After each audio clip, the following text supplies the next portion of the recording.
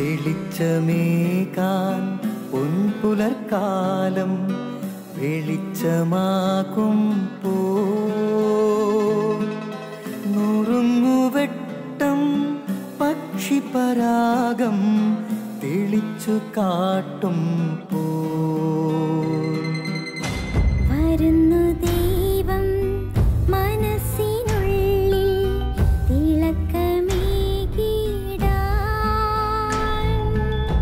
തരുന്നു ധ്യാന പ്രകാശമാർക്കും വിളക്ക് വയ്ക്കുമ്പോൾ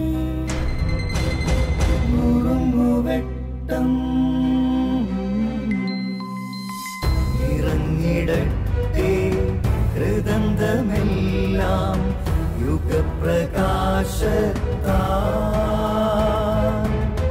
മറഞ്ഞിടട്ടെ മനാന്ധകാരം യുഗപ്രസാദത്താൽ നുറുങ്ങുവെട്ടം.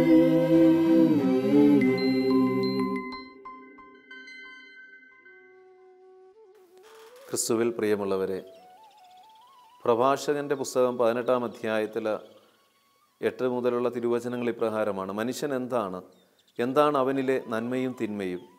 മനുഷ്യൻ 100 വയസ്സ് വരെ ജീവിച്ചാൽ അത് ദീർഘായുസാണ്. നിത്യതയോട് തുലനം ചെയ്യുമ്പോൾ ഈ ഏതാനും വത്സരങ്ങൾ സമുദ്രത്തിലെ ഒരു തുള്ളി വെള്ളം പോലെയും ഒരു മണൽത്തരി പോലെയും മാത്രം. ഈ വചനത്തിലൂടെ ഒരു വലിയൊരു ദർശനം നമുക്ക് നൽകുന്നുണ്ട്. ഈ ഭൂമിയിലെ ജീവിതം എന്ന് പറയുന്നത് നൈമിഷികമാണ്, ദൈർഘ്യം കുറഞ്ഞതാണ്. കടൽ തീരത്തെ ചെന്നിട്ട് ആ വെള്ളത്തെ നോക്കുമ്പോൾ നിത്യതയെന്ന് പറയുന്നത് കടൽ പോലെ വിശാലമാണ്. ആ കടലിൽ നിന്ന് അല്പം വെള്ളം നമ്മുടെ കൈക്കുമ്പിളിൽ കോരിയെടുക്കുമ്പോൾ ഉള്ള ആ വെള്ളത്തിന് സമമാണ് ഈ ഭൂമിയിലെ ജീവിതം. ചെറിയ ജീവിതമാണ്. അതോടൊപ്പം തന്നെ കടൽ തീരത്തെത്തുമ്പോൾ ഒത്തിരി മണൽക്കൂമ്പാരങ്ങൾ നമുക്ക് കാണാൻ സാധിക്കും. അതിൽ നിന്ന് ഒരു നുള്ള് മണൽ നമ്മുടെ കൈകളിൽ എടുക്കുമ്പോൾ ഈ ഭൂമിയിലെ ജീവിതമെന്ന് പറയുന്നത് ആ കുറച്ച് മണ്ണ് തന്നെയാണ്. അതുകൊണ്ട് നമ്മൾ തിരിച്ചറിയേണ്ട ഒരു യാഥാർത്ഥ്യമുണ്ട്. നൈമിഷികവും ചെറുതുമായ ഈ ഭൂമിയിലെ ജീവിതത്തെ വെറുപ്പും വാശിയും വൈരാഗ്യവും കൊണ്ട് ബുദ്ധിമുട്ടിക്കാതിരിക്കുക. നാം കടന്നു പോകേണ്ടവരാണെന്നുള്ള തിരിച്ചറിവ് നമ്മുടെ ഉള്ളിൽ നിലനിർത്തുമ്പോൾ ഈ ഭൂമിയിലെ മനുഷ്യജീവിതത്തിൻ്റെ നൈമിഷികത തിരിച്ചറിയുമ്പോൾ അല്പം കൂടെ കർമ്മനിരതയായിട്ട് അല്പം കൂടെ സ്നേഹത്തോടെ ജീവിക്കാനായിട്ട് നമുക്ക് സാധിക്കും. ഇന്ന് മനുഷ്യൻ മരണത്തെക്കുറിച്ച് അവൻ്റെ നൈമിഷികതയെക്കുറിച്ച് ചിന്തിക്കാതെ പോകുന്നത് കൊണ്ടാണ് അവൻ്റെ ഉള്ളിൽ അറിയാത്ത വെറുപ്പും വാശിയും വൈരാഗ്യവും ഒക്കെ കയറിപ്പറ്റുന്നത്. ദീർഘനാൾ ജീവിക്കാമെന്നുള്ള ചിന്തയോടെ അനേകർ ഈ ഭൂമിയിൽ വെറുപ്പും വാശിയും വെച്ച് ജീവിച്ചു. പക്ഷേ അപ്രതീക്ഷിതമായ സമയത്ത് അവർ പെട്ടെന്ന് ഈ ഭൂമിയിൽ നിന്ന് മാറ്റപ്പെട്ടിട്ടുണ്ട്. അതുകൊണ്ട് നിത്യതയെ ധ്യാനിക്കുന്നവരാകാം നമുക്ക്.